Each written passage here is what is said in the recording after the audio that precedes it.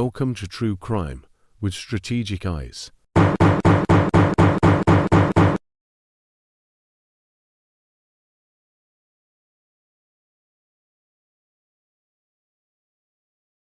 Strategic back again.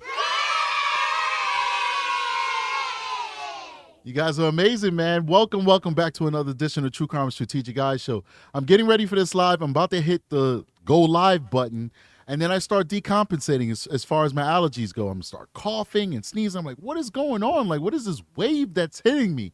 But I got through it, and the show has to go on, guys. So it's a pleasure to be here with you guys. We actually planned this show way back when, but when we were getting ready to do the show, because First Plunder dropped some Jen Soto interviews, we did that one. That was a 4-part series. Then she dropped some Stephen Stearns interviews. We did that. That was like a 4-part series. And then she dropped this one, which is just going to be one show, I believe. And at the same time that this one dropped, when we were getting ready to do this one, we're like, all right, now we're going to do it. We're going to do the Jen Soto. Guess what? All of the jail calls dropped, and we just were flabbergasted by all of the detail and how probative the jail calls were. So we basically focused on the jail calls, and that turned into a 7-part series. So now that we're done with the jail calls, we're going back to Jen Soto, and we're going to do her released. They were new at the time. They're a couple, maybe 2 weeks old now, but we're going to do the Jen Soto calls that we never did before. Actually, not calls, excuse me, interview. This is the interview that she did on February 27th, 2024. We're going to analyze that and see what that's got going on. So we were supposed to start at 9:45. I know some people were expecting it to be that late. There's a specific reason why I started now. That reason is we got lightning going crazy outside, and I have a feeling that we're going to end up losing some power. So I said, you know what? Let me get started, and hopefully I can get through this live before lightning hits a transformer or something, and then we lose power, right? So if we do lose this stream in the middle of the stream, well, you know what's going on. You knew strategic loss in power, and don't worry, I'll be fine because I've been prepping. I got a backup battery, and in the closet, I got candles. I got everything we need to get through the night. So don't worry about us. We'll be fine. But just know that we lost power, but hopefully we won't get to that, all right? So once again, thanks a lot, guys, for joining me today. I really do appreciate it. It's another late night live. Please keep in mind the vacation is coming up soon, so we'll be dropping a ton of content for you guys. So please bear with us and just, bide your time because we're going to get a lot of content for you. So before we get started, we definitely want to do our preamble. We have to do this in order to make the show monetized, so don't take it that I'm talking about myself and I'm stroking my own ego. That's not the case. We're just basically listing out why this is going to be done for educational purposes. So number one, we're doing this for educational purposes, not entertainment purposes. Number two, what gives me the authority to talk about this subject matter from an educational perspective is my 18 and a half years of experience in law enforcement. 14 and a half of those years were in specific investigations for sex crimes. I investigated sex crimes for 2 different agencies, for the New York State Department of Corrections Community Supervision, where I worked for, 12 years. And I've investigated it here in my local municipal police department that I'm employed at, okay? That being said, guys, I also have a bachelor's degree in social work and criminal justice. I got a ton of training, a lot of stuff that qualifies me to talk about this and evaluate not just what we hear the subjects and the witnesses saying, but also the way that the law enforcement officers are dealing with it. Now, that being said, the last thing we want to say on that subject matter is that we do not make content for children. All of our content is for 18 and up. This is for adults only. Viewer discretion is advised, but even though it's for adults only, we will try our best to be respectful with the subject matter and use words and terms that conform with the YouTube terms of service so that we are able to be monetized, okay? That's what we're doing. That is our goal. Let's see if we can accomplish that goal. Is there anything else we want to talk about? Well, big shout out to everybody who's a member, who's joining us. I love when we look into the chat. We have the sea of green, green, green. I don't know if you guys can see the green, but as the content creator, I can see the green, which denotes that you're a member. And we always have members showing out on this channel.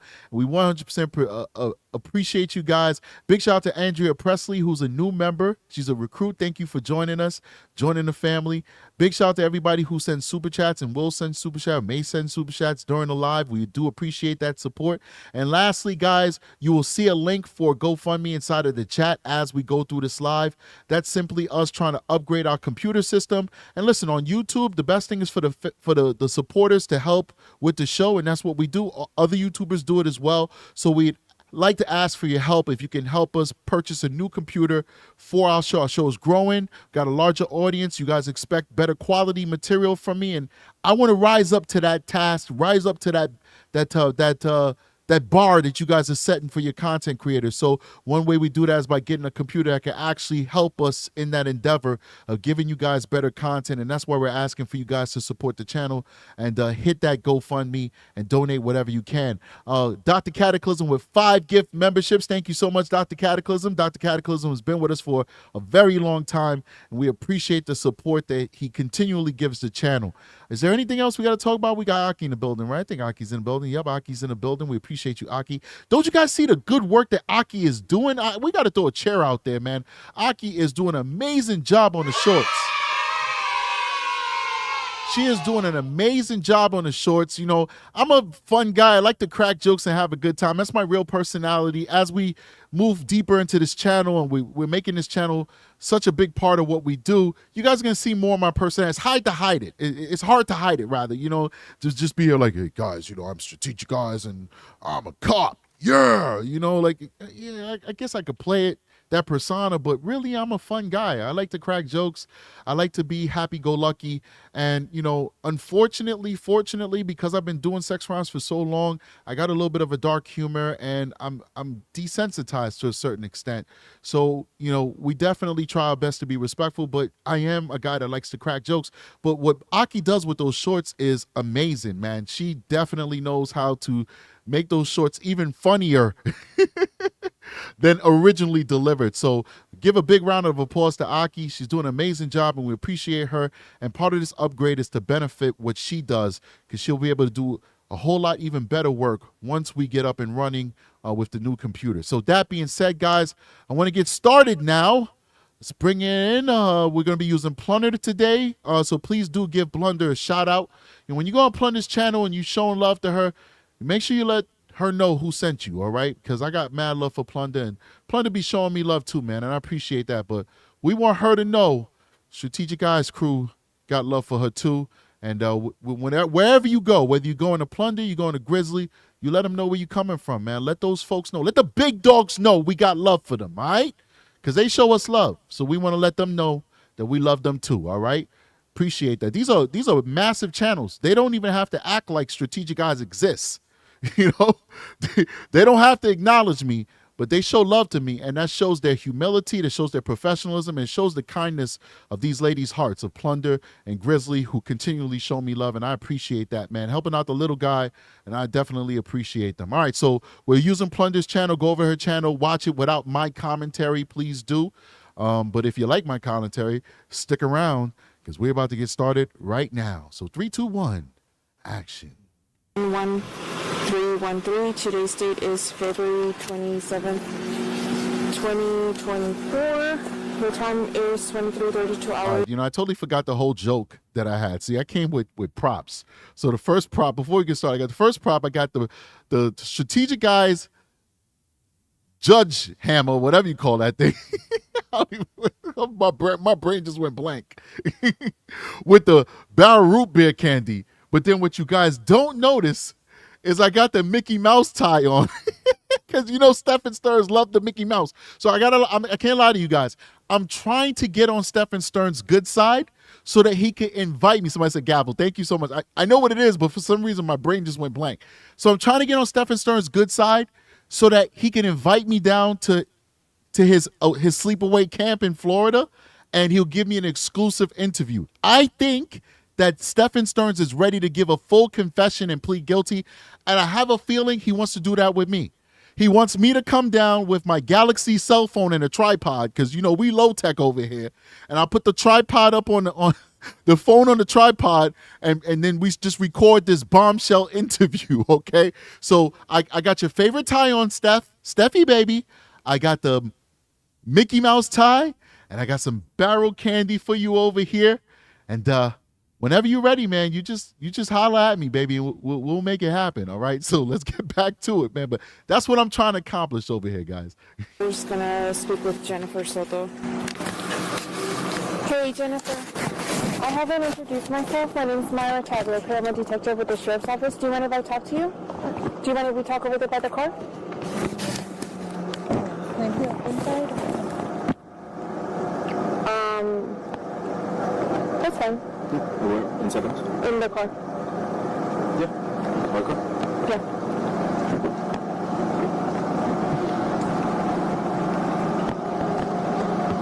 Oh, look at the baby. Does it lock? No, it should be fine. Over here, please. Want to be able to get back home soon? I'll explain it in a second. Okay? I have a question too before we get started. Somebody said something like somebody in here has a gun. Is that a true statement or a false statement? That's a true statement. Okay, where is this gun at right now? It is upstairs. Okay, so I got thrown off because I was looking at like the background video, but that's not what's happening here. This is the interview with the female detective. That's just like the filler that Plunder likes to put in on these interviews. So now I know, okay, we're going over the interview. We actually went through this interview before, but it was heavily redacted. So we're going to be listening to this again. This is with the female detective. Is that okay or is that all right? We'll figure it out. What's her famous saying that she always says that strategic hates? Do you understand or is that okay? Do you understand me? I don't know. Whatever. We'll figure it out because she's going to say it 1,000 times. But let's see what's different now that it's going to be less redacted. Let's see what's going on. In the guest bedroom. It's not like in any of these cars out here. No, I don't believe so. I think it's upstairs in the guest bedroom. Bedroom number 4. It's got a number 4 on it. Okay, how certain are we of that?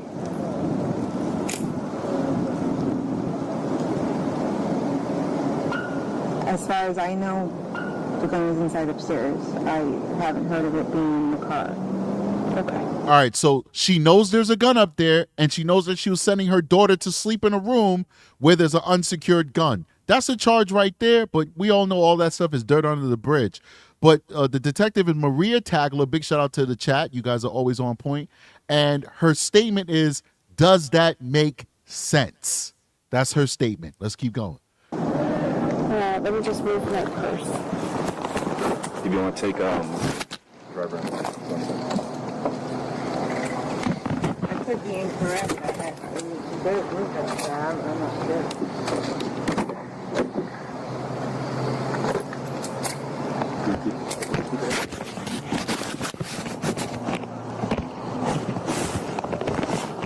Oh, look at this guy. If you want to start the car and just give me 1 second. Yeah. This is nightmare behind. I mean, look at this guy. He looks like a nightmare, man. Big shout out to London Berry with a $1.99 super chat. Says, please wear Mickey ears as part of the props. Wow. If you send them to me, I'll wear them. I'm just joking. I don't want people sending me 10,000 pairs of Mickey ears. I'm just joking. Let's keep going. I'm going to make this. I know it's not the most comfortable. But at least you won't be cold over there. Yeah.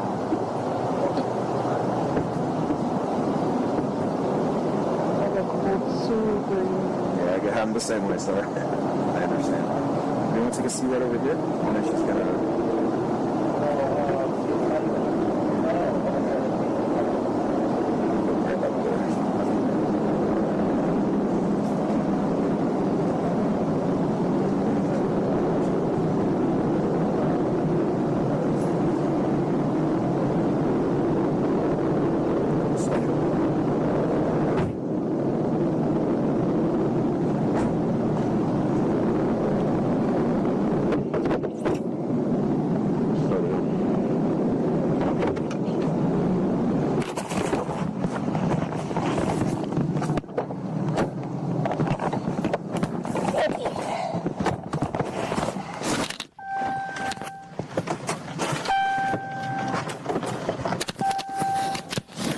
Do you have your keys on you?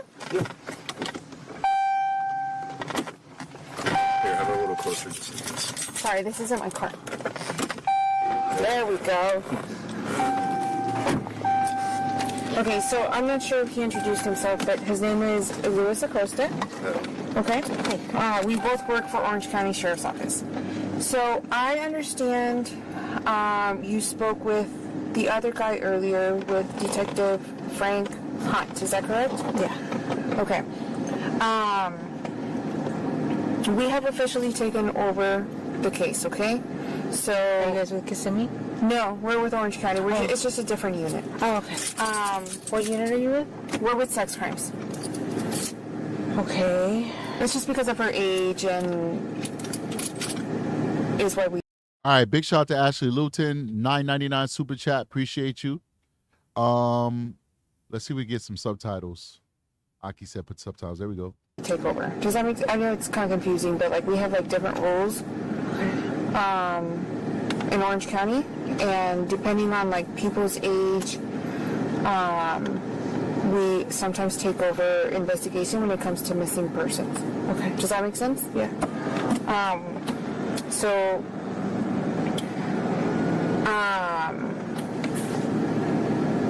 When you talked to him earlier, I kind of got like a brief synopsis of what happened. I understand you have a new job. Yes. Okay, and if I say anything that's incorrect, please correct me, okay? You have a new job, and last night you asked them to go sleep upstairs because you wanted to get rest. Is that correct? Yes. Okay. What time was this? Do you remember?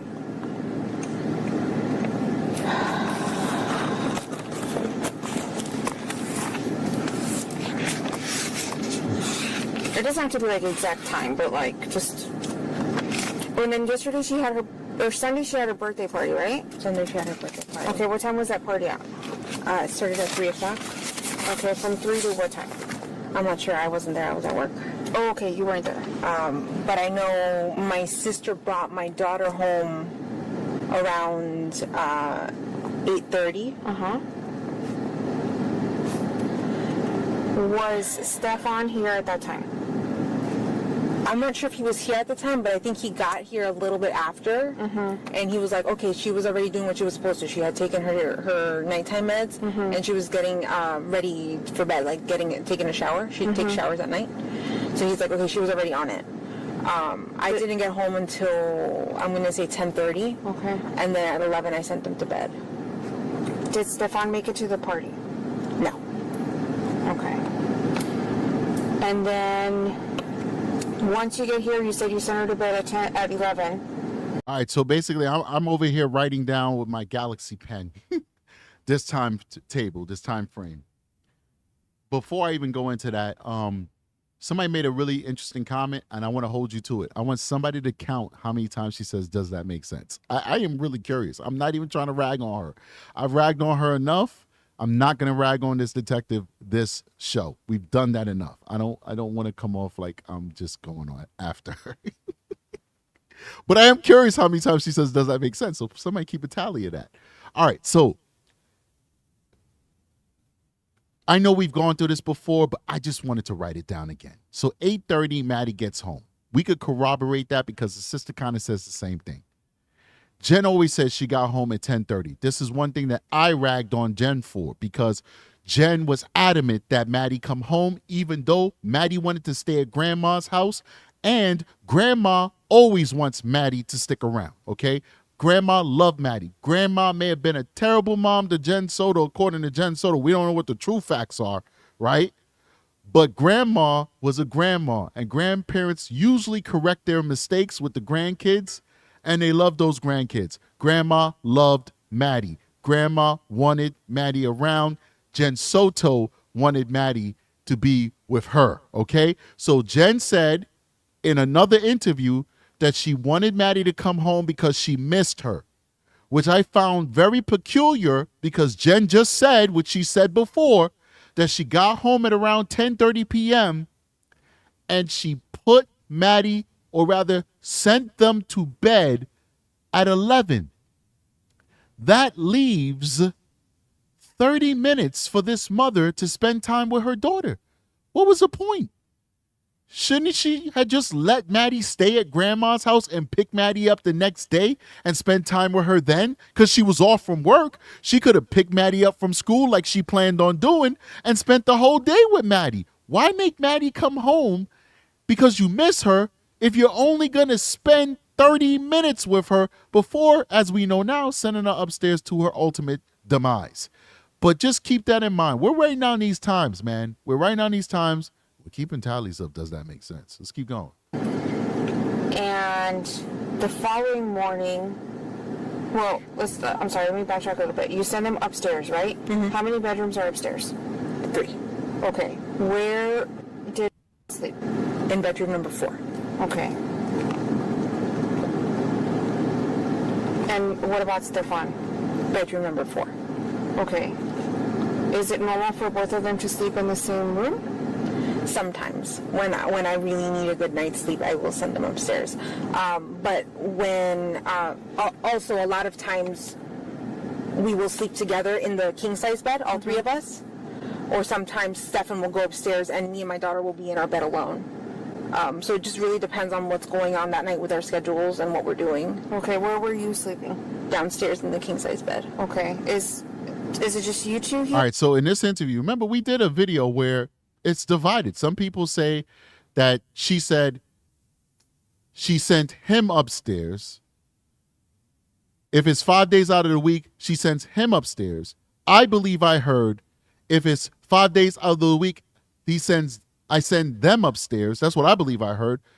Many people agree with me. Some people disagree. It is what it is. There's a nice super chat I'm about to go to in a second. Give me 1 second. I'm definitely going to show you some love. I appreciate that support. Listen to what she says right now. She says she sent both to bedroom number 4. Is it normal for them to go to bed together? Sometimes. A lot of times we sleep together, and then other times he sleeps by himself. All of these different examples she gave indicate from her speech multiple times that these variations are happening, ladies and gentlemen. Her story is all over the place. So to me, you can't discount that she says, I send them to bed if it's 5 days out of the week. Because if you look at her statements, sometimes, you live with the guy for almost 7 years. For years you've lived with the guys. What does sometimes mean? Sometimes when you tally up over the span of years could literally be hundreds of times. Because if you guys sleep in the same bed thousands of times, but sometimes, some of those times you let them sleep together alone upstairs in 4, that could be hundreds of times. There's 365 days in a year, and 99% of those times a child is going to sleep those 365 in their home with their parents. And if they're sleeping together through the span of just a couple of years, that's thousands of times. That's 2,000 times that they've slept together when we're talking about 5 to 7 years. Her story's all over the place. I don't think we'll ever know how many times she actually allowed Stefan Stearns to sleep with Maddie. I don't think we'll ever know the exact amount of times, but based off of the evidence that we have from those pictures and those videos, well, we could safely say it's a lot. We can safely say it's a lot. Now, let me go to the chat real quick because we have some really nice people. Big shout out to Rosie, Rose80 with a 99-cent super sticker. Leanne Schaefer with 69 Canadian dollars, man. Thank you so much for supporting the channel. I don't even know how much 69 Canadian dollars is. It just looked like a lot of money. So thank you so much, man. That's really cool and really awesome of you. I appreciate it. Joyous N follows that up with a $20 super sticker saying, you are amazing. And Amy N rounding out with some icing on the cake with a $2.99 super sticker. Thank you so much, guys. You guys are very generous, very kind, and that was very nice of you, man. Really appreciate it. All right, let's get back into this. I'm going to bring it back again so we can really get some context on this, man. I'm telling you, this lady, she's very, very deceptive. Well, I'm sorry, let me backtrack a little bit. You send them upstairs, right? How many bedrooms are upstairs? 3. Okay. Where did you sleep? In bedroom number 4. Okay. And what about Stefan? Bedroom number 4. Okay. Is it normal for both of them to sleep in the same room? Sometimes, when I really need a good night's sleep, I will send them upstairs. But when also a lot of times we will sleep together in the king size bed, all 3 of us. Or sometimes Stefan will go upstairs and me and my daughter will be in our bed alone. So it just really depends on what's going on that night with our schedules and what we're doing. Okay, where were you sleeping? Downstairs in the king size bed. Okay. Is it just you 2 here, or you guys have a roommate, right? We have 2 roommates, and one of the roommates has a son who's here like a little bit more than half the week. So what rooms do you guys use? The room downstairs, the master bedroom downstairs, and room number 4. Okay. So it wasn't last night, it was the night before. And Stefan slept in bedroom number 4, and you slept downstairs? Yes. In the master. Okay, what time did you wake up? All right, this is huge here. Pay attention, because remember, we're looking at the times. Big shout out to Jade McCauley with a $5 super chat. Said, appreciate you, Strategic and Mods. Appreciate you too. All right, let's do it. I'm going to say around 8 o'clock in the morning, Stefan came into the room and was trying to put the leash on the dog. Somewhere between, he came into the room somewhere between 8 and 8:15. All right, remember, guys, this is like the first and the last time she's going to tell this story. And she's also the only one that told this story. Remember, her story is going to change multiple times. But nobody else ever corroborated this, not even Stefan Stearns. Now, if I'm wrong, please in the chat, let me know. Remember, I'm just like you. I'm following this case. We get new information all the time. We also follow other cases. Then I got to deal with the real world, too. And the real world needs to consume the majority of my brain power, because those are real victims that I can touch, that I have a responsibility for. So they get number 1 of my attention. This is an afterthought.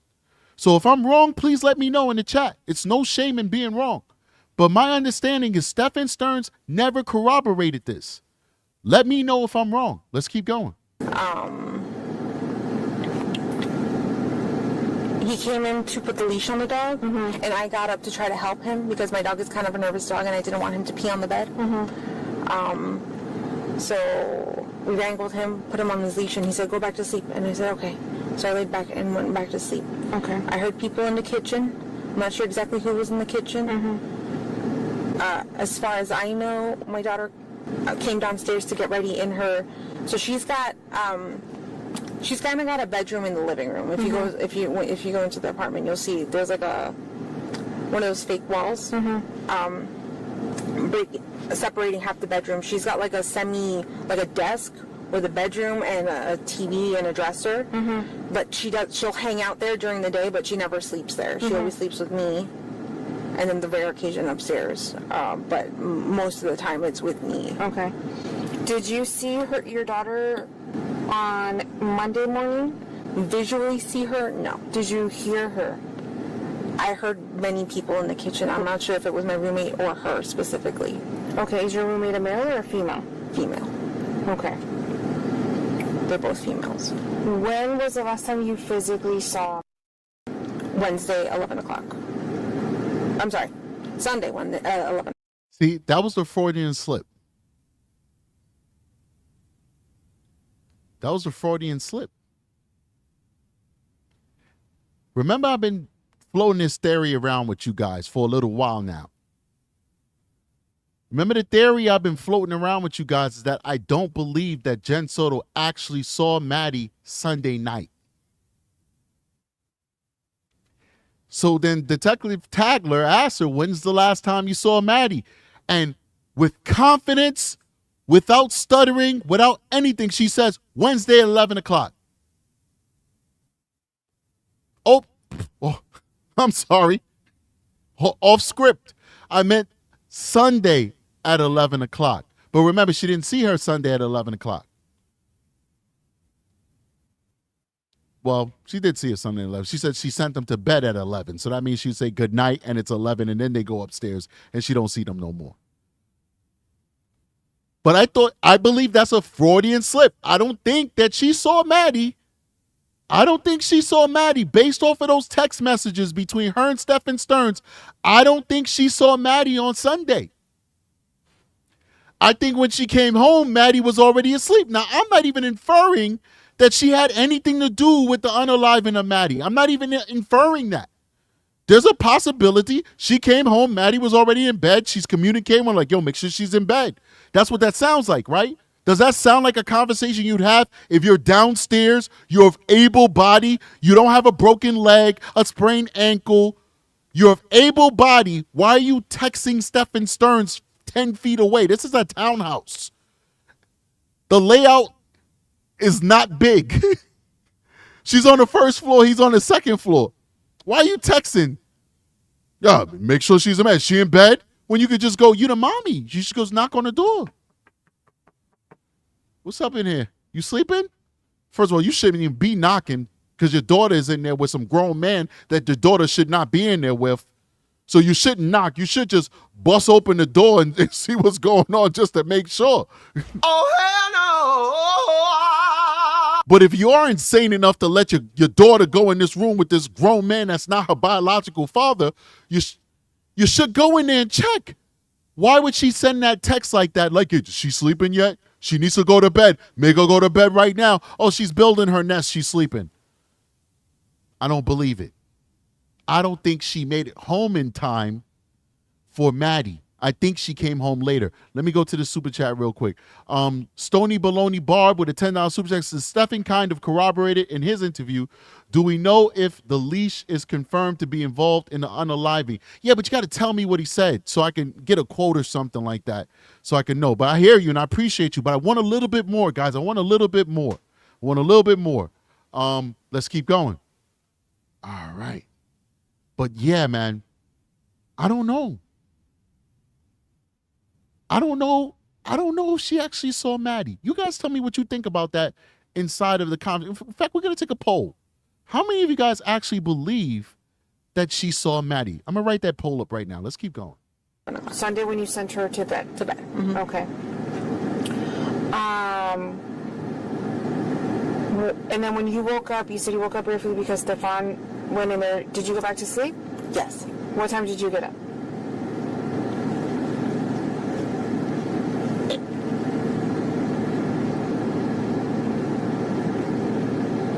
Let me see if I actually have my alarm set. No, I don't have a specific day on there. Let me check something real quick. I'm pretty sure I woke up around 9. Hold on. I want to bring it back because I don't know exactly what they're talking about. I'm a little bit lost. Let me just get some corroboration again.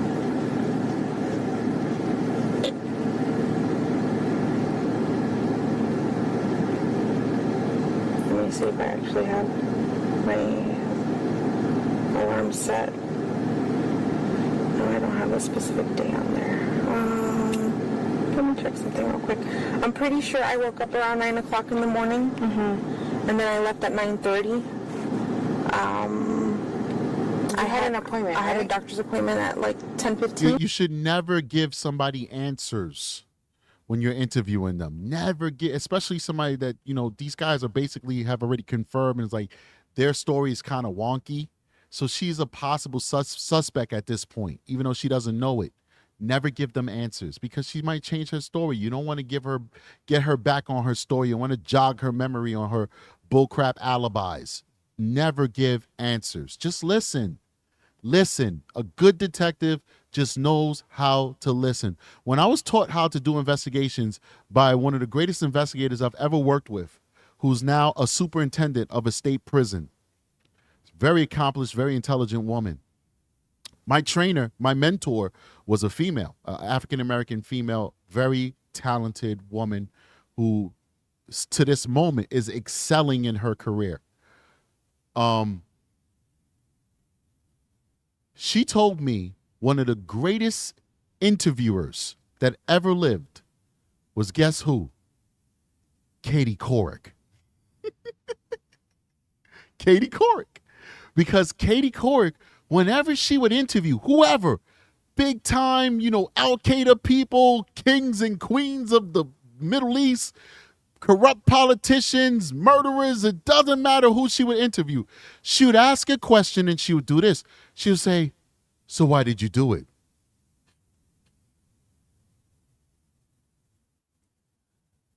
Now, if we weren't doing a live stream show, I would literally just be sitting here for 5 minutes not saying anything. Katie would say nothing.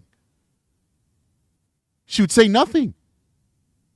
And what she would rely upon is something that a lot of investigators aren't trained to rely upon, which is human nature. People don't like silence, and they especially don't like uncomfortable silence. So you asked an uncomfortable question and you stayed silent and waited for them to give you an answer. They're eventually going to start filling in the blanks. They're going to start talking.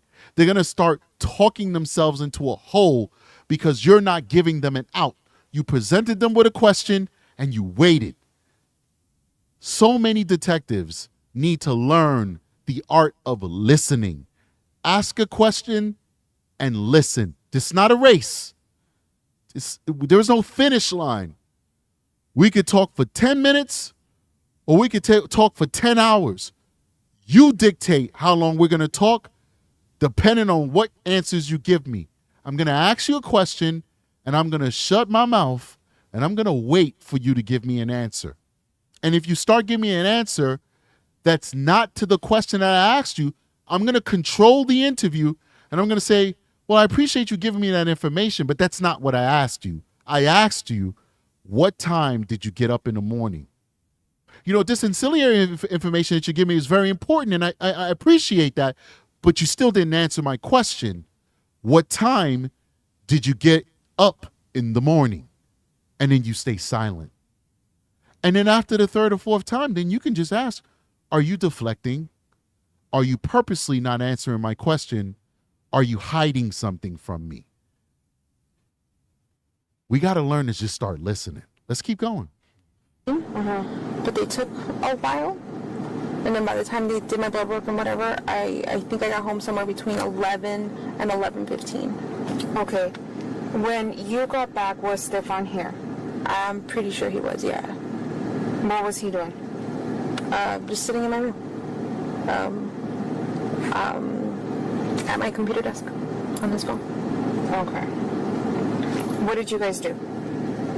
We chatted for a little bit. I asked him what had happened because he had called me earlier at 10. Let me see.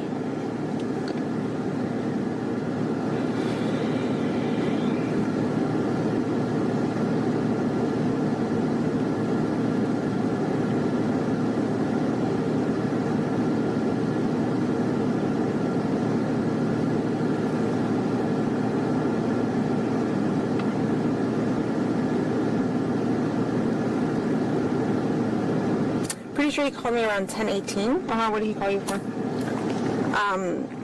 To let me know,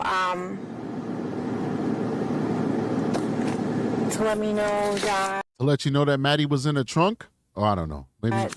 they didn't go to McDonald's as planned. He had asked her multiple times if she wanted to stop at McDonald's because that was the plan the night before. But they were going to wake up early. He was going to take her to McDonald's, do like a special McDonald's breakfast, and then drop her off at school early because she wanted to get there a little early. But on his way to school, she was very sleepy and wanted to sleep in the car. And she said she did not want to do McDonald's. She just wanted to be dropped off. Okay. Also to let me know that he left his phone at home because I had called him multiple times and he hadn't picked it up. He had left his phone at home by accident. He had went to the vape shop, but they didn't open on time, so he had waited for quite a while in front of the vape shop. All right, real quick. Somebody said they thought that we had the autopsy. We don't have the autopsy. We had a report that mentioned the cause of death in that report, but it was not the autopsy. It does not have the full report with the toxicology and all that stuff. That stuff will never be released, wittingly at least, until the trial, where if it's an open courtroom, which it appears it is, Maybe they'll see it. Maybe they'll close the courtroom for the autopsy. Maybe they'll redact it, ask news agencies to redact it. I don't know. But we're not going to get it released in a FOIA request because she's a minor. And you know what, man? We all want to know this stuff, but at the same time, we do want to respect the dignity of Madeline Soto. She is a minor. Some things we just don't need to know, man. Big shout out to Abelis with a 5-gift membership. Thank you so much for supporting the channel and giving 5 lucky people a membership. Let's keep going. They didn't open, so he left and came back, and we hung out a little bit, and then I think he left again to the vape shop to go buy what he needed. Okay. Do you want the name of the vape shop? Yes. If you have it out top of your mind, I'm sure we're going to talk again soon, and we'll have more. No, I'm just saying because that might be helpful if you want to do like surveillance or anything. Okay, so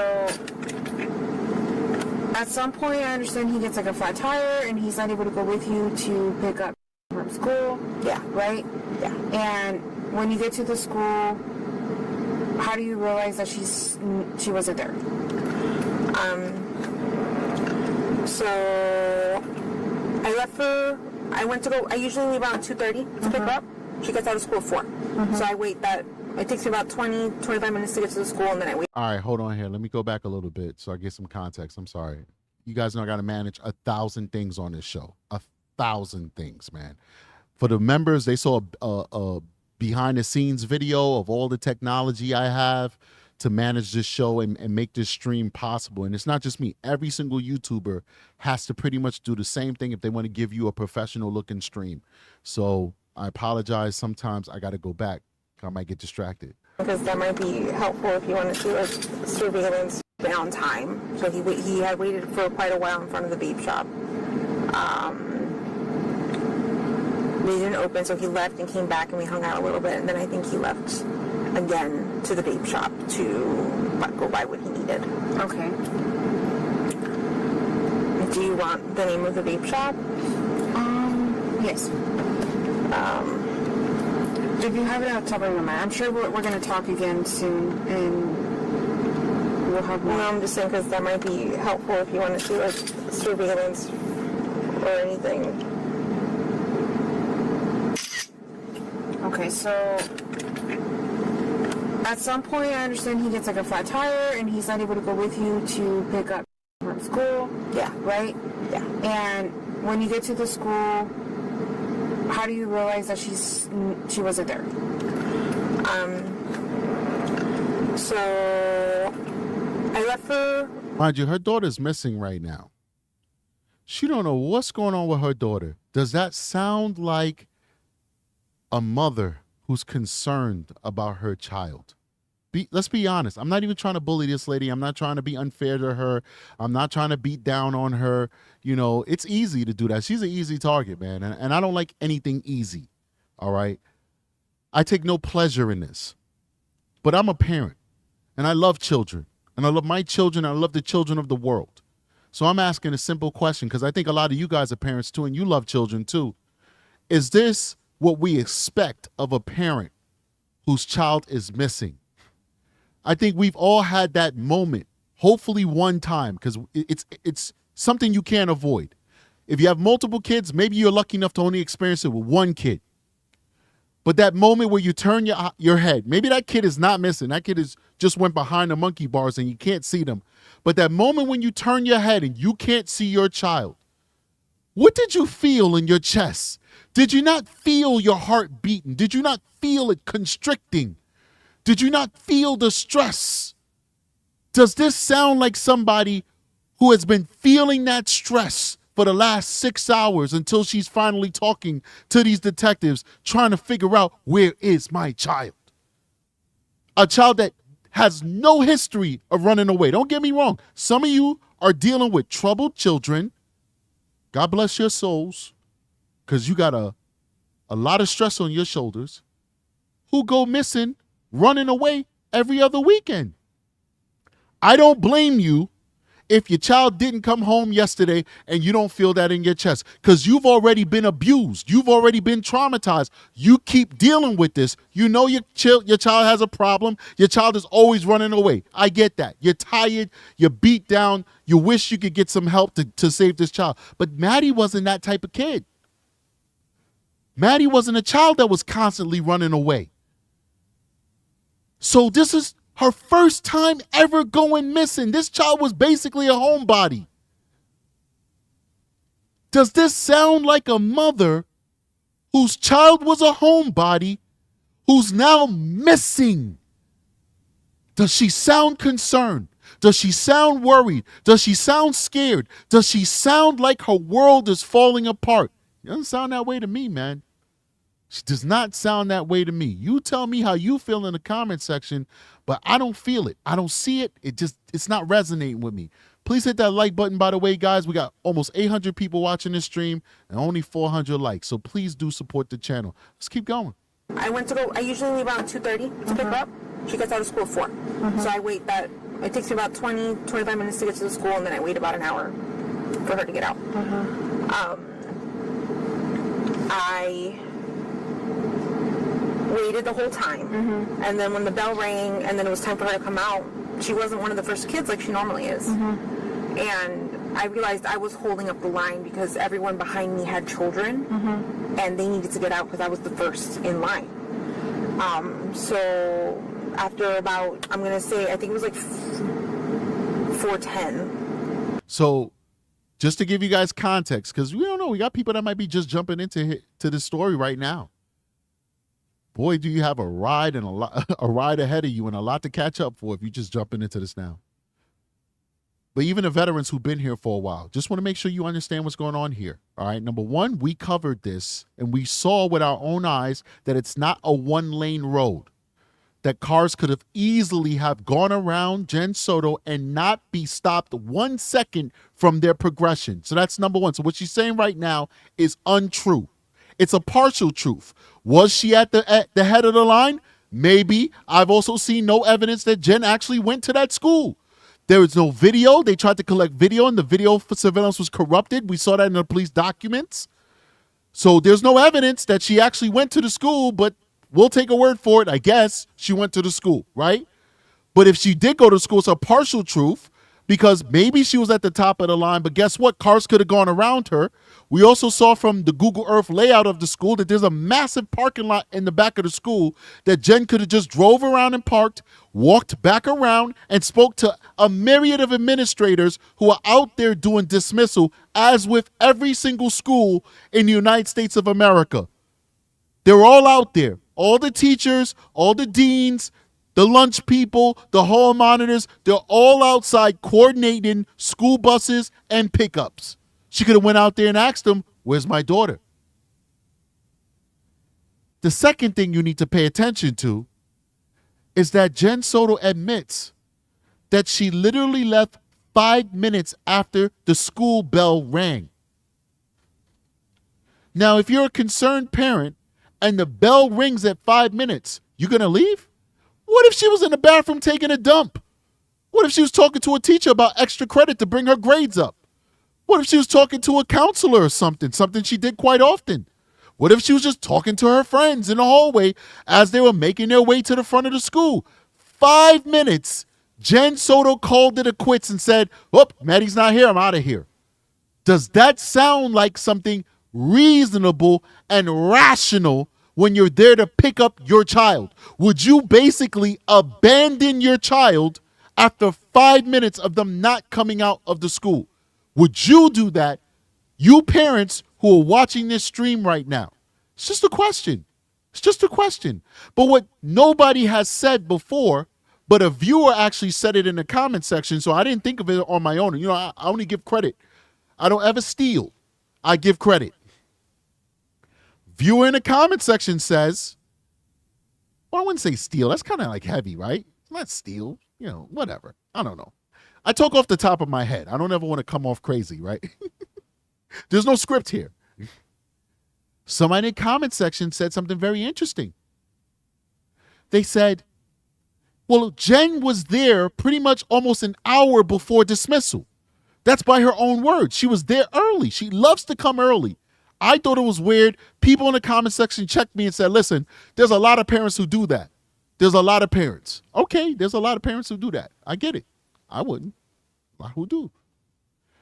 Jen, by her own words, was there almost an hour before school ended.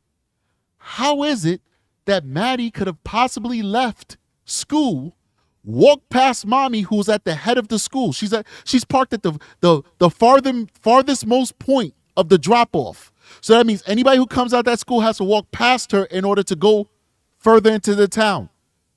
Maddie would have had to walk past her the way that school is laid out. How would Jen not have seen Maddie come out of school early? And this matters because Jen says, well, maybe she left and I'm going to go and try and catch her while she's walking. How would Maddie go past you if you were the first one out there waiting for her when nobody was leaving the school? Maybe one or two people left that school prior to dismissal. How did Maddie get past you for you to think, wow, you know what? Let me go drive and see if I can see her walking alongside of the road. But as Jay Williams said, all of these inconsistencies and all of these lies, they're just dirt under the bridge. Let's keep going. She didn't come out and I was holding up the line, so I drove away. I said, maybe I forgot to tell her that I was picking her up that day because I don't know if she knew that I wasn't working that day. But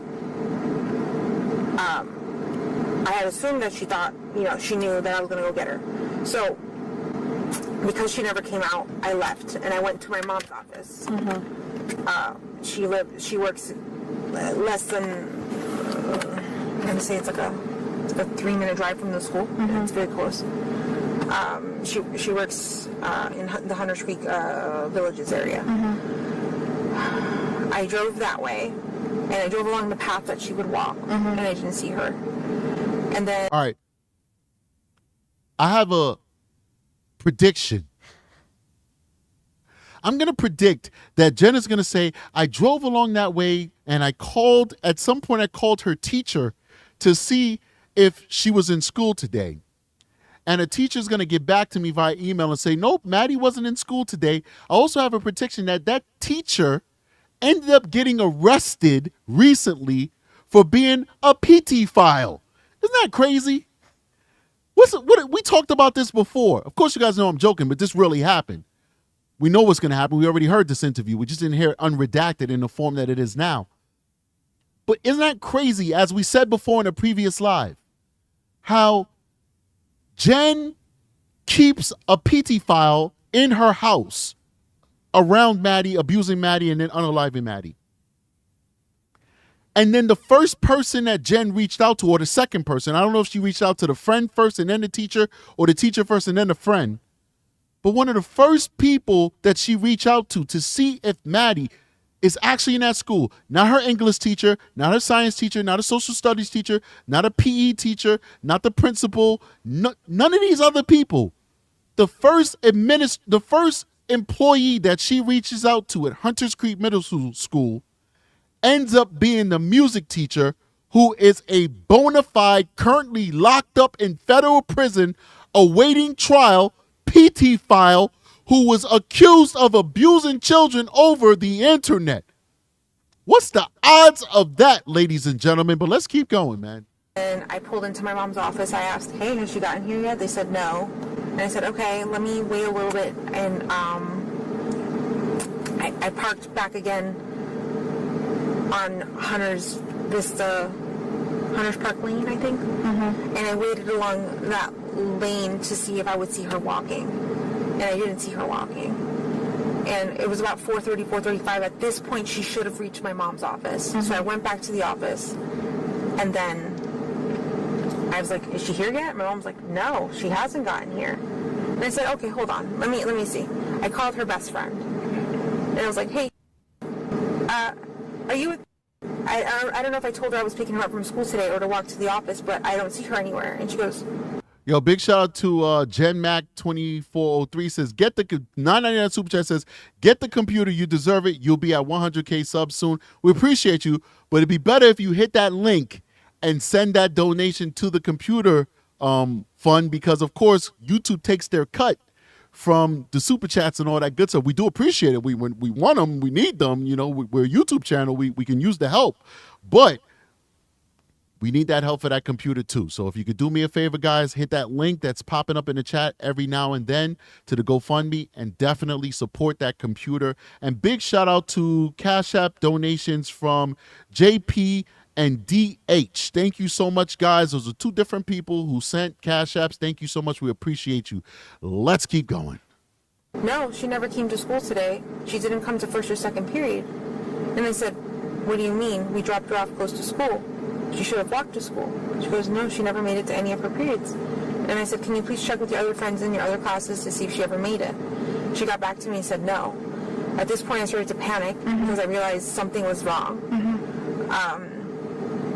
I emailed one of her teachers, a few of her teachers actually, and one of them responded to me. He said she didn't make it to his period at all, and he checked all her other classes, and she didn't make it to school at all. That's when I knew something was truly wrong. And I'm not sure if I called 911 before that email or after that email. But I started panicking and freaking out because she should have been to school. She should have made it. And then I understand she forgot her phone, right? Yeah. Is it common for her to not have her phone? Yes. She's got ADHD. She's super forgetful. She never realizes that she's in the shower for a whole hour. She loses track of time. She's very... And then you guys went looking for her, right? Yes. Where did you look? Like, did you drive somewhere? Right, because she got ADHD, that means she's going to forget to come home, right?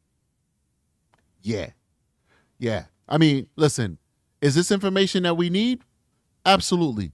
You know, I'm not slamming Jen for giving this information, but as we'll see in further interviews, we have the ability, fortunately, to look in hindsight. All she does is demonize Maddie. Oh, she's an abnormal child. You know, she's got issues. Only Stearns can put up with her. Only Stearns is good with her. You know, he was great to her. After finding out what he was doing to her, she had the audacity to say he was great with her. So, you know, if I listened to this for the first time, it would never stand out to me that she says she has ADHD. But when I listen to it, knowing what I know, it disgusts me because it's just another instant of Jen Soto demonizing Madeline Soto, you know, calling out her supposed flaws. And as we say on this show, there's two things that we believe on this show.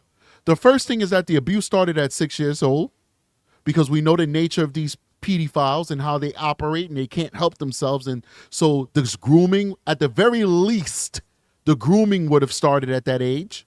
And the second thing that we believe on this show is that there was nothing wrong with Madeline Soto. She didn't have ADHD. She didn't have any issues whatsoever. Every single thing that was wrong with her was due to trauma. Trauma. Every symptom that you could attribute to ADHD or PTSD or whatever you would diagnose her with all those things in good faith if you were a psychologist, if you didn't have all the information.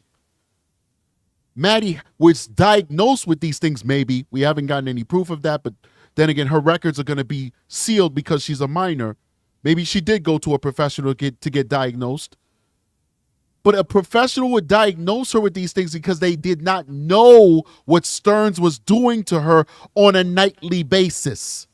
All of her symptoms could be attributed to trauma. I believe she was a victim of trauma and she was exhibiting the signs of trauma. That's just my belief. Let's keep going. Did you walk? Like, where did you go look for her? Okay. So, after her best friend called me, actually, or I talked to her best friend on the phone,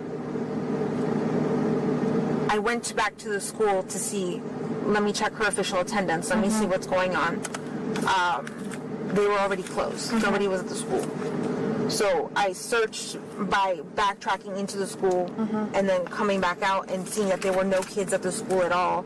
So then I drove back to my mom's office. Everything was driving. And then I think that's when I called 911. I must have gotten a response from her teacher at that point. But got a response from the PD file. Hey, hi, yeah, Maddie wasn't here. If she was here, I'd let you know because I don't like Maddies. I like little boys. But anyway, let's keep going. What a douchebag. Did you come back? I hope they give that guy life plus 30. And that's the feds are after that guy. Oh, they're gonna do a number on him. The feds don't play. He's never going to see freedom again in his life. That music teacher with the super tight pants, I wish I could just pull up a picture of him. He had some super tight pants, man. Like his pants could not breathe. That's how tight his pants was. He is never going to see the light of day again. He's not. They're going to get him with like funny numbers. They don't even give you like life. They just be like, yeah, you're getting 42.5 years. And you have to do the whole thing. 48 years. He's like 30 something right now. By the time you get out, you're not getting out. You're going to, I don't know, catch a rash and expire in prison. 48 years are going to give him. I guarantee you it's going to be something funny like 49 years. Like, why not just make it 50? I don't know. Let's keep going. To the apartment at any point yesterday, once you realized she was missing? Stephen was at home waiting for us to get back. And then when I told him something was wrong, she never made it to school. He completely hauled it back to my mom's office, and then we all stood there waiting for the cops to show up, and they didn't show up till like 7:30. We called them around 4:45. Okay. It took them a while to respond. I think they were looking for other missing kids around the area too. But yeah, no, we did not come back home until we were done with the police. We were done with everything. There was nothing else for us to do. Just except come back Where home. was her phone when all of this was happening? With me. How did you get the phone if you never came back here? I took it with me to go pick her up from school. I was going to give it to her when she got in the car and be like, listen, you forgot your phone again, and let her play. I'd love to know if that was corroborated. Like if they have GPS or something to that effect that shows that Maddie's phone was traveling with Jen Soto's phone. I'm not saying that this is not true. It might very well be true. You guys know I don't trust anything that Jen Soto says. So these are the things I'd like to see corroborated. I haven't seen in these document dumps yet.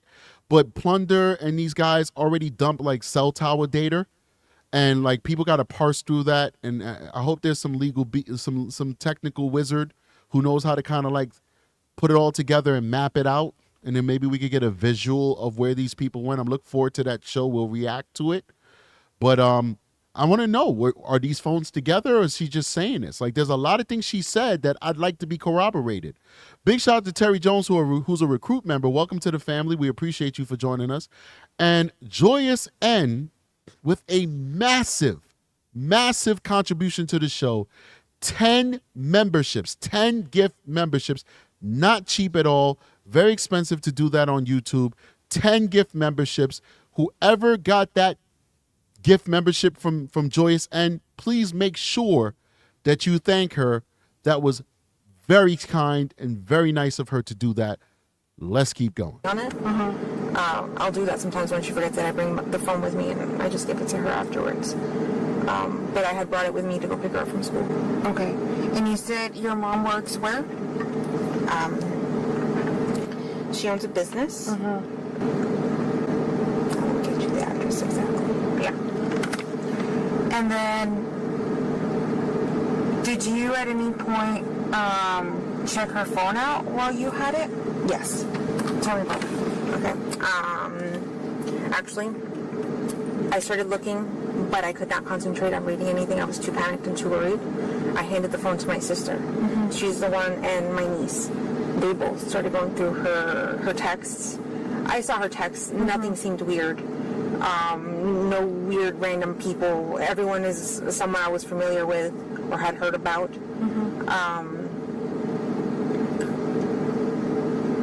They checked her Roblox. They checked her Discord. I checked her Discord as well. I mean, listen, they act like she wasn't like a techie kind of thing, but she got a Discord? That's, if you got a Discord, you probably got a whole bunch of other stuff too. You don't just jump to Discord. Like, Discord is like a whole community. You got to know how to navigate it and all that extra stuff. There's tons of things you could do with it that's secretive and all that stuff. So if you're telling me she got a Discord, that means she probably got an Instagram, a Facebook, a Twitter, a X. She probably got a lot of things that maybe we don't know about, and they'll probably find out when they dump her phone. Somebody said, oh man, I missed it.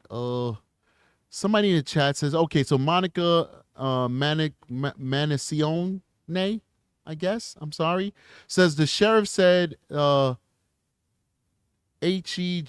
GPS corroborates what she said exactly. I hate internet speak. Like, I'm so old, you gotta like type it out like an essay. Like, all these abbreviations drive me nuts.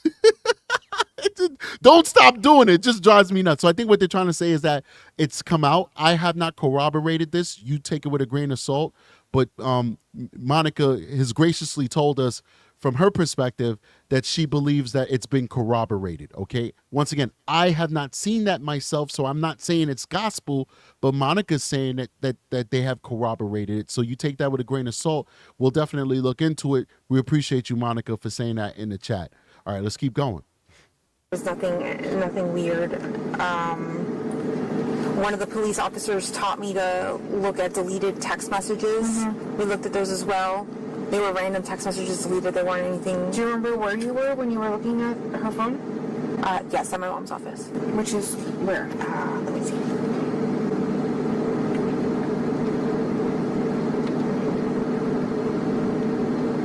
Is it okay to call her? Yes. All right, I got to address this because a member is saying it, and I don't want to just delete a member's comment like that. We probably will delete your comment, but I got to address it. First of all, big shout out to CR with a Cash App. Thank you so much. A member has said that they believe that Jen Soto committed some type of fraud with the COVID thing. That's not true. I try and avoid it because I don't like talking about what other creators say. You know, I kind of stay out of that stuff. But it's not true. It's already been debunked on multiple channels tons of times. There's no corroborating evidence that shows that these two people connected. Jen Soto is one of the most popular names out there for Puerto Rican Latinos. It's just not true. And I appreciate if people don't say it on my channel because I want to go after people for what they do, not what they don't do.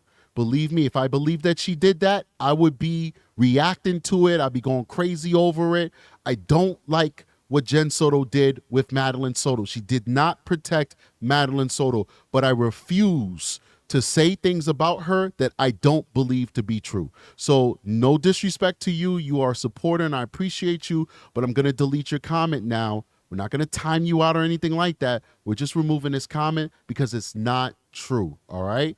And maybe you don't know that, but I'm telling you, you can believe whatever you want, but I don't believe it to be true, and I don't want it said on my channel. And some people keep bringing that up.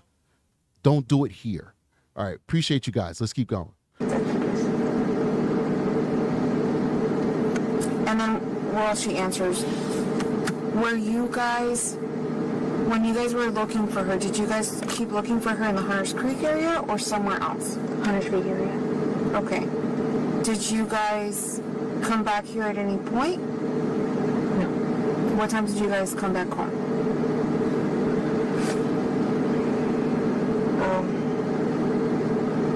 Hold on a second.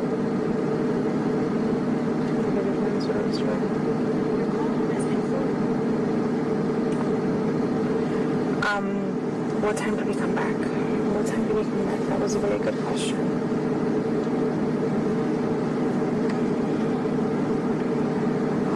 Marco, please behave yourself here, guy.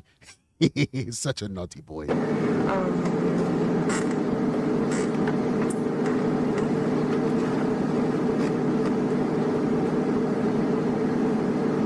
was going to say it was like somewhere between 8 and 9 o'clock p.m. Did you guys go back out after that? Stefan went back out. And this was last night, right? Yes. Okay. Where was phone after this? With me. Okay. Did you leave the house at any point with her phone after this? I don't believe so, no. Okay. Hold on.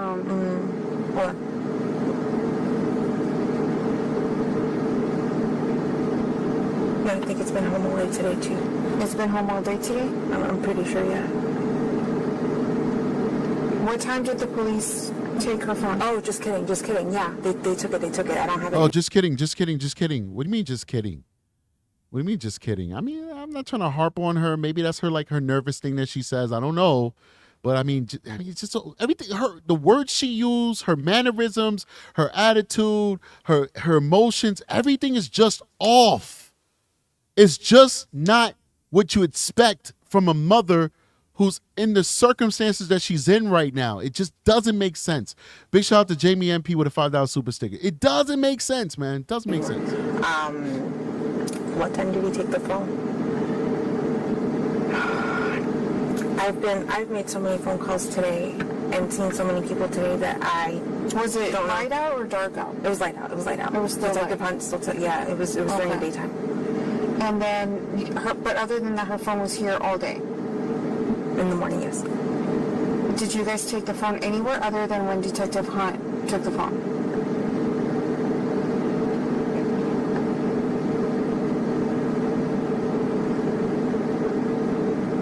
I think it's been home all day. I don't think I left the house with him. Okay. Did Stefan have access to the phone?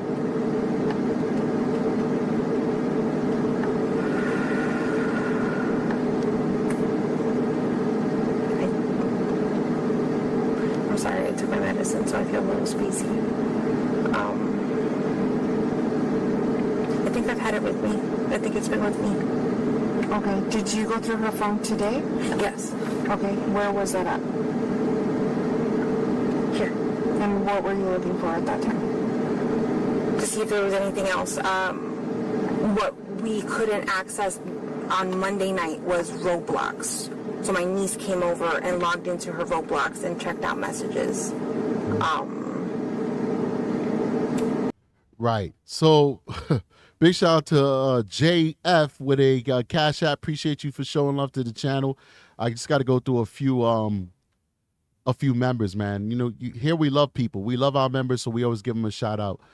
Big shout out to Mary Brown, who's a recruit member. Rebecca T, who's now a patrol member. Thank you so much for supporting the channel.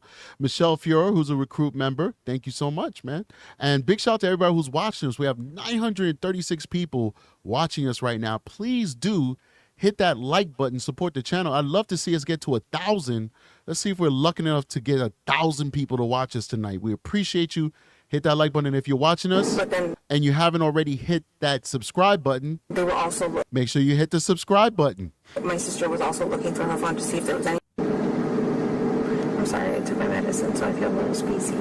All right, so basically I just went backwards and I missed that. That's another instance where she's being asked a tough question, and what does? She deflects. I'm sorry, I just took my pharmaceuticals. I took my medicine. I'm a little spacey. How many of you mothers who are in the chat right now, I keep bringing it back to you mothers because the majority of my audience are females, are mothers, women who have pushed individuals outside of their bodies. How many of you mothers would make an excuse? You're talking about your missing daughter. You're giving information about your missing daughter. How many of you is going to care to give any type of excuse? Oh, I'm sorry, I'm a little spacey because I took my medication.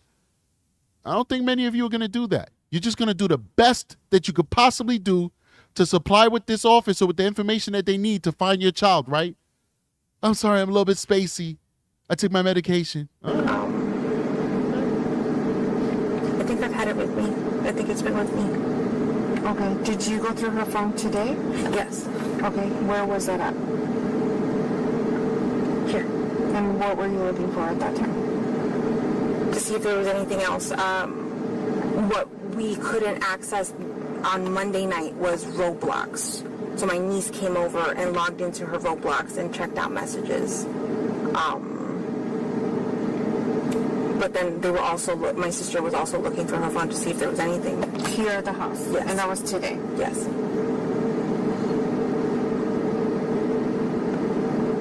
Okay, do you guys have her account information as far as like her iCloud and all that stuff? Or is it just on her phone? I've had a hard time logging into it before when I was trying to get her a new phone. So I'm not sure if I can log in to her iCloud. I think it's all on her phone. Okay. The reason I'm asking is because they took the phone and they downloaded it, right? They can see like if somebody tries to access her accounts and stuff like that. So if you guys do have access to anything, if you guys can refrain from like logging back in. Okay, that's fine. Yeah. So it doesn't look like if she tries to like access her accounts from like somewhere else, that way we can track that. Yeah. Does that make sense what I'm saying? Of course, yeah. Yeah. So they're asking if you can, just try not logging into any more of her accounts so that when he's going through the phone, it doesn't look like she's trying to log on from somewhere else. Yeah. Okay? All right, so real quick, $5 super chat from Bazard says, if Jen was interrogated as much as Sicko Stearns was, do you think she would have cracked or asked for a lawyer quicker than Loser Stern? Well, Jen was interrogated just as much as Stearns. If you look at the videos that we've gone over, they've pretty much spoken to detectives around the same amount of time. What you need to focus on is the quality of the questioning. Jen was primarily questioned by Orange County. Those detectives appeared to be much better equipped than the Kissimmee detectives. So I think that she didn't ask for an attorney because they questioned her better than they questioned Stearns. And if we look at that last interview that was done with Stephen Stearns inside the interrogation room, the poor quality of that interview, even the guys who questioned Stephen Stearns, when they questioned Jen, they questioned her better than they questioned Stephen Stearns. So basically their best work wasn't done with Stephen Stearns. It could be a number of reasons. It could be the pressure of the case, could be nervousness. Yes, detectives do get nervous, especially with big cases. There's a pressure of, I got to get the goods, and you mess up, trying to find that appropriate approach on your subject. Could have been a number of things, but the quality wasn't as good, and that's why Stephen Stearns requested the attorney. And then there's also the fact that Stephen Stearns knows exactly what he did. We are questioning what Jen did. There's no evidence of what Jen did, but we know for a fact Stephens knows what he did. So eventually he was going to ask for an attorney. I don't begrudge those detectives from not getting the goods from Stephens, because there's no guarantee you'll ever get a confession from a subject. I just didn't like their approach. I felt that their approach guaranteed what they got, when they could have had an approach that would have given them a better opportunity to get more. If they would have approached him differently and still got the same results and he asked for an attorney, I wouldn't have said anything, because I understand that there's no guarantee you'll get a confession from the subject. Their approach was bad, and so they got exactly what they put in, which was bad. If that makes any sense, guys. Then I hope that answers your question as well. And before we jump back in, let me just respond to another super chat. Jaggy B with a $10 super chat says, never one tear shed over her missing baby. She cried only when she found out it was her own birthday that was ruined. She bawled at that. Disgusting. Yes, and that's in a later interview where she speaks about how bad this of a birthday this is. She wanted to sell it to us like it's a terrible birthday because her daughter is gone, but it really came off as though she was really just crying for herself. I don't know if that's our biasness because of how we feel about how she didn't protect Maddie, or if we're just really reading the room for what it was. I don't know. I'm going to give her grace and say maybe we're all a little bit biased, but it certainly did come off to me, and same way to Jaggy as well, that she was crying for herself. Let's keep going. Was there anything else that they wanted us to clarify? Did you find the address to your mom? My mom's business. I'm sorry. Let me call her again. Or what's the name of it? Oh, if I could remember her business name, I don't know. What kind of business is it? It's an insurance business. I think Advanced Insurance something group. And then I know that you've been with us for the most part of the day, right? Yes. We have, I want to say maybe like 40 people out here, okay? Between us and Kissimmee. And we're all, going to be working basically overnight and throughout the day tomorrow. This is a point where I think the detective is just giving way too much information. Like, I think she's just trying to impress upon Jen how hard they're working to try and locate her daughter. But she just gives away way too much information, goes on this long diatribe where she's just really trying to like impress upon Jen the scope of this investigation. I think it's a little unnecessary. Maybe it's a stylistic thing. It is what it is. Big shout out to Kimberly Fine with a $9.99 super chat. She says, logical actions require no justification. Actively justifying one's actions in itself is proof that one is consciously aware they are antisocial / unacceptable. Jen isn't good. It's muscle memory. Very interesting. I wonder if Kimberly Fine is some type of clinician and she's giving us some makeshift diagnosis. That's like some DSM type stuff, man. There's some SAT words in there. You a little too sophisticated for us over here on True Crime Strategic. We appreciate you though. Very, very, very insightful comment. Jen is definitely not good, and I think all can agree with that. Not all, but most will agree with that. But thank you so much, Kimberly. We'd love to know your qualifications, man. Definitely sounds like you have some type of clinical background. Appreciate you. All right, so let's keep going. Until we find. Okay. Tonight, what we're gonna do is, I know we already secured your house, right? We asked everybody to leave. So another thing that I'm gonna ask is if you guys can find somewhere else to stay for the night, because we're gonna have Kissimmee out here at your apartment for the rest of the night, because the people that come and like take pictures and all that other stuff are not going to respond until the morning. Okay. Yes, just a lot of information. All right, I got to shout out my peoples, because there's really nothing probative happening right now, but her just explaining how investigations work from A to Z and what time they're coming and the tools they're going to bring and the appointments that they have and all this extra stuff. Big shout out to Miss Melody with a $4.99 super sticker. Appreciate you. Londonberry with a $5 super chat says, are the roommates being investigated? Answers no. There's no way they didn't hear, see, or at least have suspicions about the closeness of Maddie and SS. I think they did bring awareness to Jen Soto about seeing the way that, Steffens was interacting with Maddie, and Jen was like, yeah, thanks a lot, mind your business. She didn't say those words exactly. It was pretty much what the roommates kind of got from it. And Abelis with a 10 gift membership. Wow, that's huge. 10 gift memberships. Thank you so much, Abelis. Like I said, that's not a cheap thing to do for you fine people. And so definitely thank her or him, whoever they may be, for showing that love, man. Abelis is very kind of you. I definitely appreciate your support. All right, let's get back into this. Okay, so nobody can go into the house for the rest of the night until the house gets, we need to take pictures and do other stuff with the house. Does that make sense? Yeah, okay. And unfortunately, because you guys have such a big apartment, it's not something that only one person does. Like, we don't do that, right? We have our forensics unit come out. And it's not something that one person can do by herself. So she has to wait until people come in, because they're on call after midnight, right? Yeah, she's doing too much, man. Listen to this, guys. Like, she's just doing way too much, just giving too much of an explanation.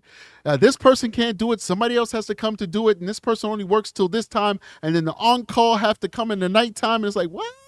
Like, if I'm the victim, like, family, and I'm sitting there, I'm like, all right, detective, it's okay. You don't have to tell me all of that. I know you guys are working hard for my case, and I do appreciate it. Thank you so much. Have a good night.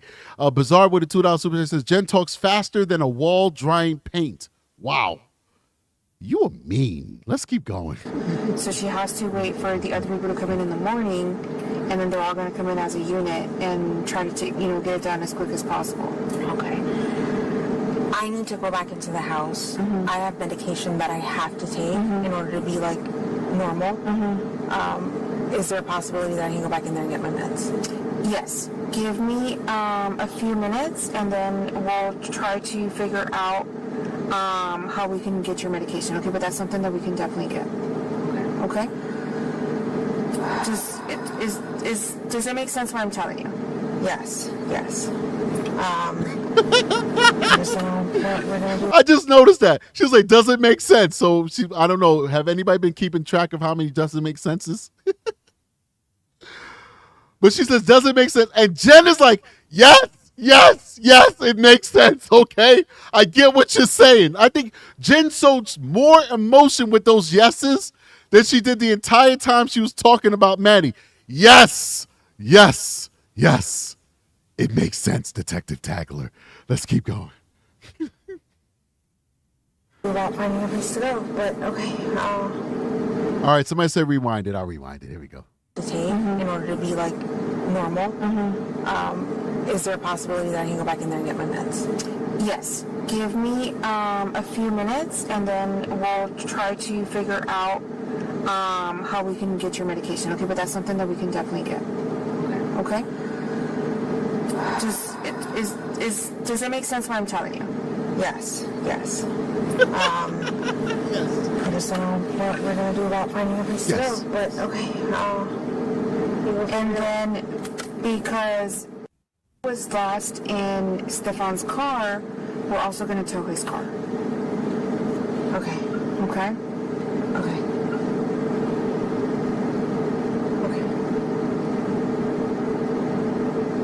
Do you have any questions about anything that I'm telling you? Okay, so from now on, it'll probably be me getting in touch with you, okay? Not Detective Hunt. Okay? Do you understand everything that we discussed? Yeah. Okay.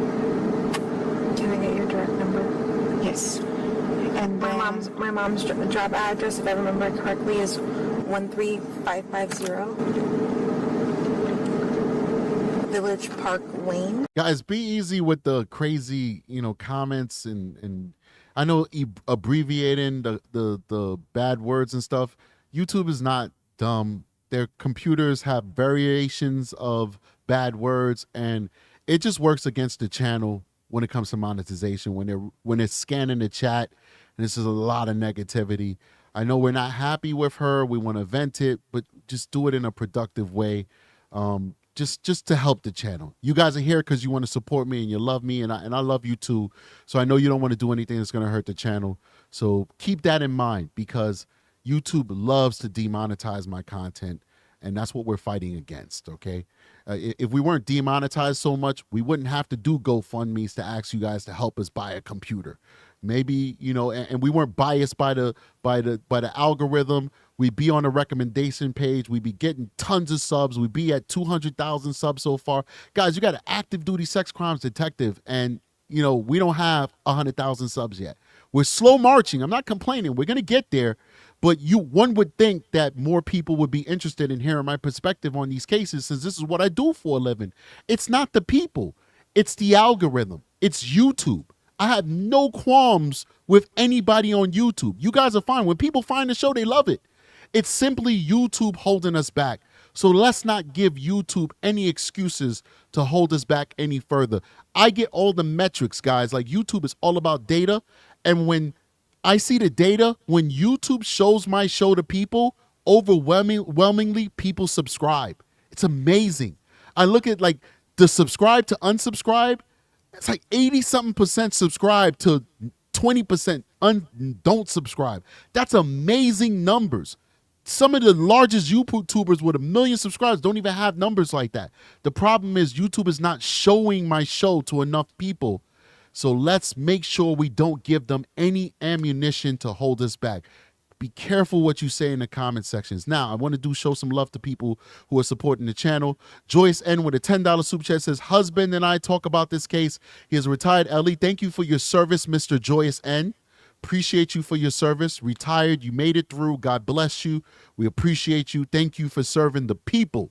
All right, people talk about thank you for your service with military people, and I'm a big supporter of the military. But there's a war abroad, and there's a war at home. And police officers are fighting the war at home. We're fighting the war at home, and more people need to realize that. So thank you so much. Says, I'm learning a lot with this input and yours, with his input and yours and chat. Thank you so much, Joyce. And make sure you listen to your husband too, because you know what he's talking about. He's a lifelong lawman who has retired from the job. Taunted37 with a $2 super says, Jen wanted the meds, period. She did. She said, I need the meds. I got to be normal. I need the meds. $10 super chat for Dr. Cataclysm says, this detective is too busy trying to build rapport while not probing Jen's statement. She is. And all that extra stuff is her trying to build a rapport. It's just a very basic way of building rapport. Whatever. She's basically allowing Jen to set the narrative untested. Does that make sense? And Dr. Cataclysm is a clinician. He'll never admit it, but we know he's a clinician, and he definitely knows what he's talking about. And he's been with the show for a very long time, and he always says very pointed and probative things. So I'm with you, Dr. Cataclysm. I agree with you 1,000%. Mallory Beaver's in the building with $5 super chat says, Jen gives me a visceral reaction of disgust, lack of concern, her script, and lies. Mama Bears would not rest. Every breath would be go to finding your child. I love it. I love it. Every breath would go to finding your child. Thank you so much, Mallory, and I agree 1,000%. And Bazard with a $5 super chat says, Ellie, Jen, we are going to condemn your house. Do you understand, Jen? Some crazy emojis. Okay. So can I go back to the house and go to sleep? I like that one. And Damari's now a recruit. Welcome to the family, Damari. You guys are amazing. Let's keep going. Suite 125. In Orlando, Florida. That's in Hunters Creek. Hunters Creek, right? Yeah. Okay. Village Park Drive, you said? Yes. Yeah. And 13550. Yes. Is that like an apartment complex? It's a business building? I don't know. It's a building with a lot of business and offices inside.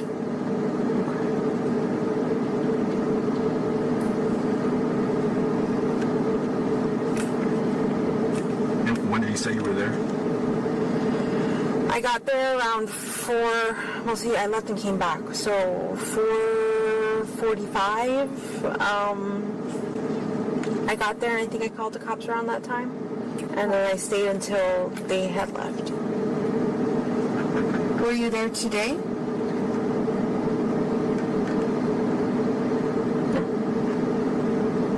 Is there any reason someone would be anywhere near that area today?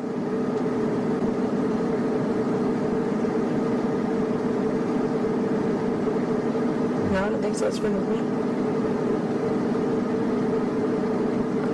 Oh, Detective Hunt went back to that office. I'm so sorry, and he had her phone. Okay, he had her phone at that time. Yeah. Why did he go back to that office?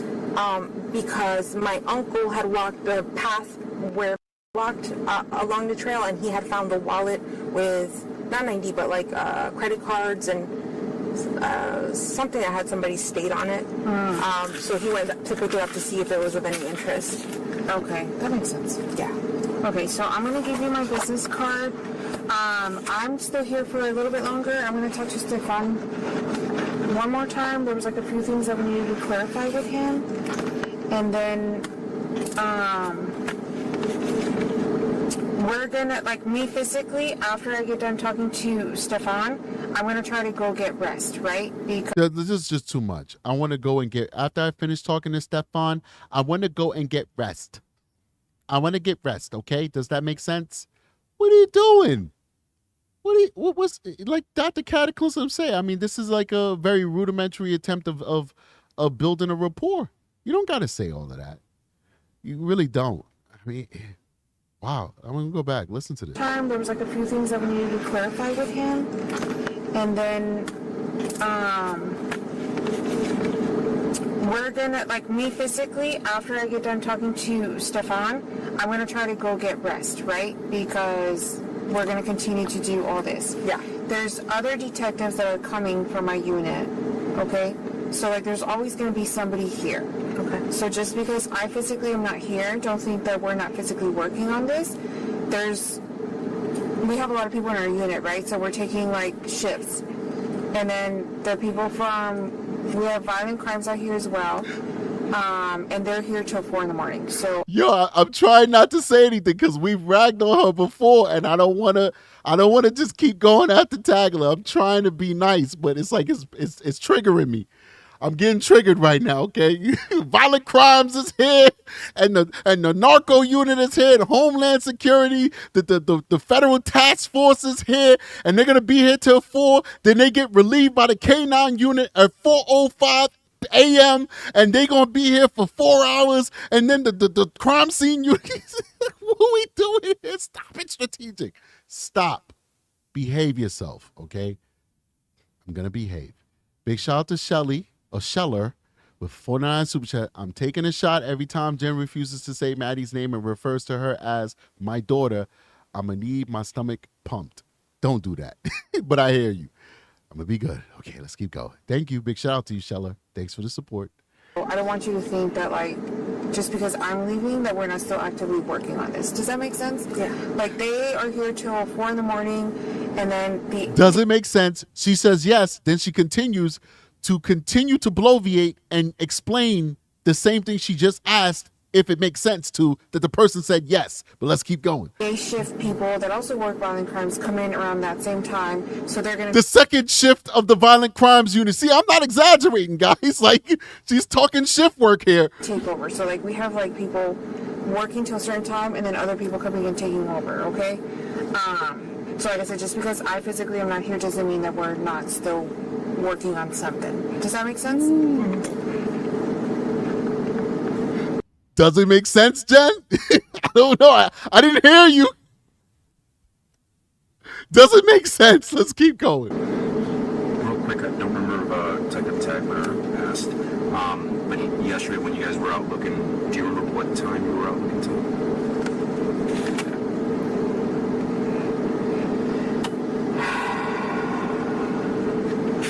So yesterday, Hey guys, what's this DTMS thing? What does that mean?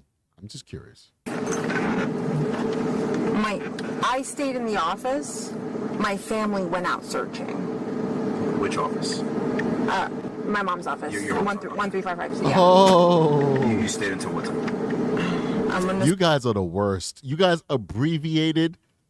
Does that make sense? we got acronyms. DTMS. I love it. Somewhere between 8 and 9 o'clock, I left, and then I came home. You came straight here? Yeah. And then who was out? Your family was out with you? Yeah, but I think they all stopped when. Actually, I'm not sure. And then who said that? Mom told Five says none of it makes sense. My uncles might have kept searching along the trail, but I'm not sure until what time he was out. My dad as well. What about Stefan? Stefan went out sometime in the middle of the night and went searching, cruising around to see if he could figure out where she might be. What car was he driving? My car. Was anybody driving Stefan's car? No, just Stefan. And what time was he out? I have no idea. I fell asleep. But I know he drove my car because when I got into it, I said, "Oh, I'm sorry. Like, you guys see me smiling. It's the chat. The chat is bananas. I'm sorry. Make sure if you're watching this on a replay, you got to join us when we do these live shows. The chat is just very entertaining. I think I stopped messing around with who did we use before for the clothing, because it was just taking them way too long to ship people stuff, and people were hitting me up like I'm customer service. Like, I don't know nothing. Like, I'm contracting with these dudes. They supposed to be your customer service. I'm like, yo, strategic, where's my hoodie at? I'm gonna find a different spot because we got to do the DTMS sweatshirts. Does that make sense? Sweatshirts. We got to do that. I'm sorry. We have to. Big shout out to DP Priss with the $20 super chat. Says, donated to the GoFundMe, but here's a super chat just to say like and subscribe. Let's get strategic in the algorithm on the way to 100,000K. Thank you so much, DP. Thanks for that donation to the GoFundMe, and thank you for your support of this channel. You are amazing. We got to get in that algorithm, guys. The only way you get in that algorithm is to keep pushing. And I'm going to be honest with you. You get in that algorithm when YouTube believes they can make money off of you. Let's just have real talk. So when you guys are liking and subscribing and watching and they're saying, oh, there's people watching his show and there's a lot of people subscribing and look, he's got 1,000 people in his live stream and he's got 1,000 likes. We don't have 1,000 likes right now. We got 694. So there's a whole lot of you that need to hit that like button. When they see that and they're like, oh, we can make money off of that strategic guy. That's when they're going to start putting us into that algorithm. They put you in the algorithm when they think they can make money off of you, all right? It is what it is, all right? And I'm not mad at that. This is capitalism, baby. This is their platform, and we're using it. So get us in that algorithm, guys, because when we're in that algorithm, it means we get to put a better show for you.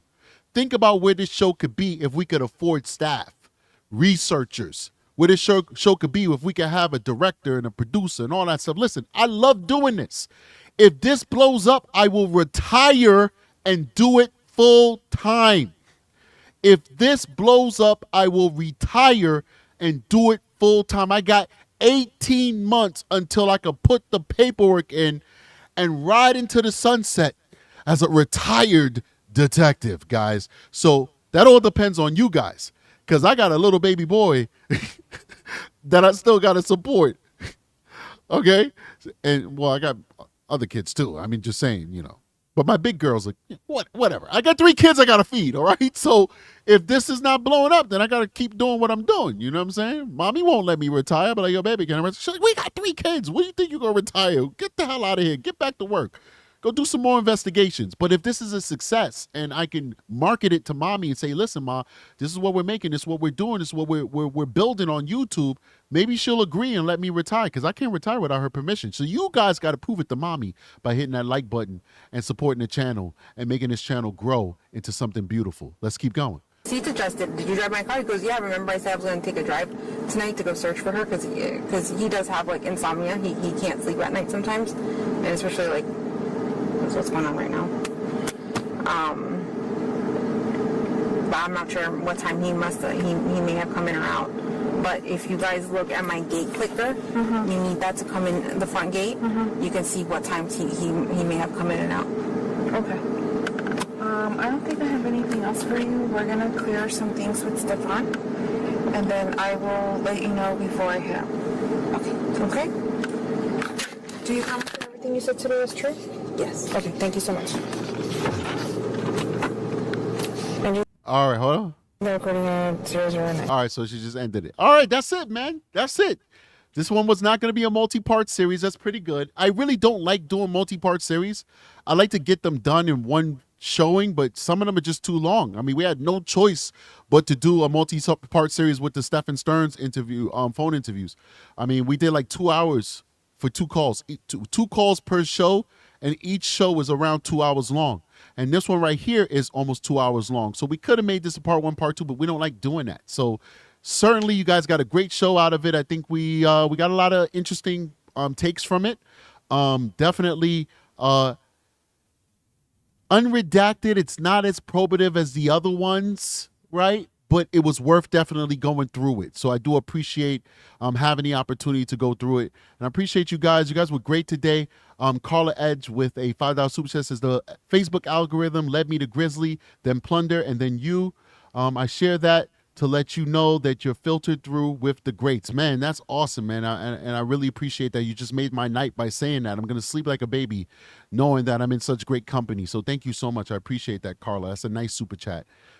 Probably in my top 10 for the day. Definitely don't want to disrespect anybody else who's given. All of you guys are precious to me. But yeah, thank you so much, guys. So we had a great show today. I'm not going to do a call-in show tonight. I'm tired. I definitely want to get to bed, get in the shower. I have court all week long. And then I'm going to go to the range and do some pew-pew-pewing to qualify for the year. Pew-pew-pew-pew-pew-pew-pew. And then after that, I'm on vacation. So it's going to be an interesting week. All right. Court is never easy. So it's not like it's an easy week. You got court. No, you got to testify. And testifying sucks because you got to get cross-examined. So court for the week, and then Friday, range, and then vacation. So looking forward to catch up on things and looking forward to dropping a lot of good content for you guys. So please do email me stories that you want me to cover, information on stories that we've already covered, updates and stuff like that, because I'll be able to get around to it.